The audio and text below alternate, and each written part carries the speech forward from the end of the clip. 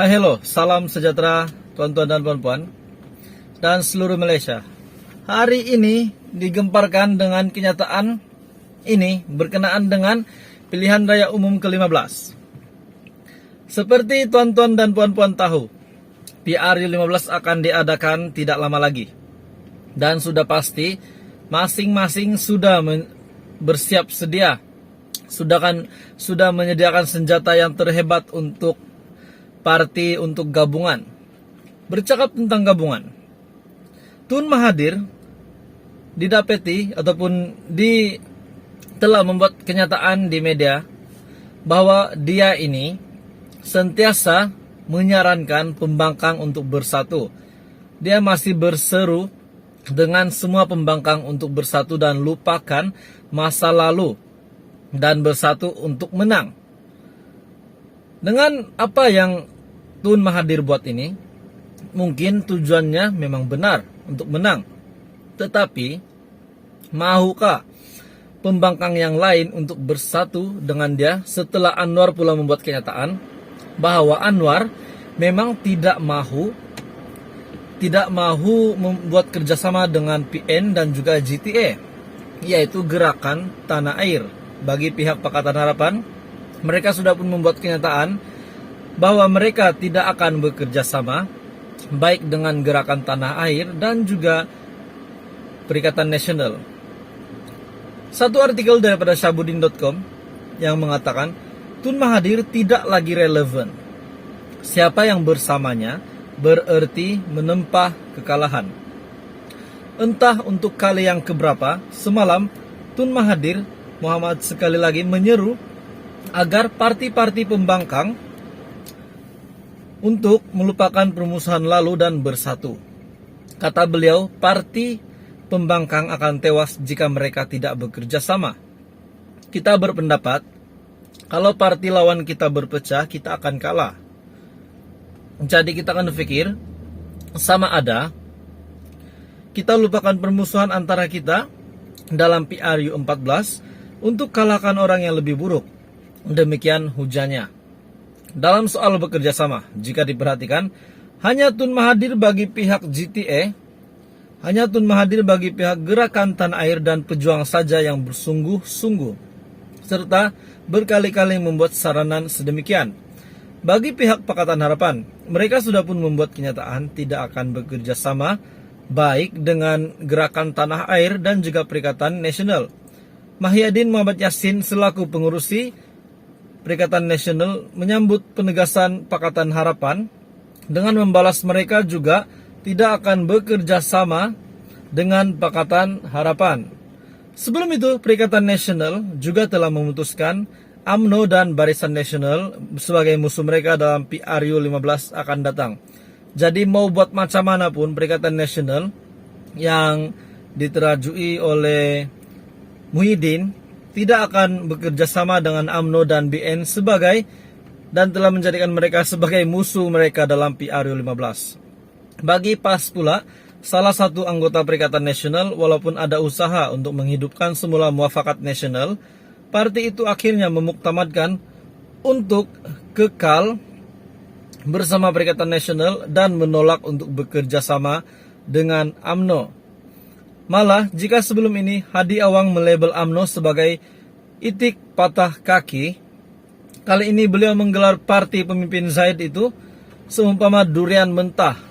Sebelum itu, Hadi juga menegaskan tidak akan bekerja sama dengan Pakatan Harapan. Sementara UMNO dan Barisan Nasional, gabungan itu sudah sekian lama memutuskan untuk bergerak solo dan tidak mahu bekerja sama dengan sesiapa. Maknanya, pihak yang sentiasa terbuka dan teringin sangat bekerja sama dengan pihak yang lain hanyalah Tun Mahathir dan Gerakan Tanah Air saja. Sebab apa? Sebabnya bukanlah kerana mereka bimbang UMNO dan BN tidak dapat dikalahkan, tetapi kebimbangan yang lebih besar ialah tiada kerusi yang GTA mampu menangi. Sebagai penganalisa dan pemerhati politik telah meramalkan, Gerakan Tanah Air bukan saja tidak mampu memberi cabaran dalam PRU 15 akan datang, malah diramalkan Tun Mahathir sendiri bakal kecundang di kerusi Langkawi, melainkan jika ada kesepakatan dan bekerjasama dengan pembangkang lain. Makna kata kerjasama yang diinginkan oleh Tun Mahathir dan Gerakan Tanah Air lebih bertujuan untuk mereka menumpang kekuatan orang lain agar kemenangan menjadi lebih mungkin. Maksudnya Tun Mahathir pada ketika ini tidak ada harapan langsung untuk menang, bahkan dilangkaui. Bermakna dalam artikel ini menyatakan bahwa Tun Mahathir hanya ingin bergabung dengan pembangkang yang lain. Oleh karena beliau ini hari-hari mahu mereka bergabung, mari bergabung, mari bergabung, mari bergabung. Mungkin sampai dia WhatsApp ataupun telepon. Mungkin begitu.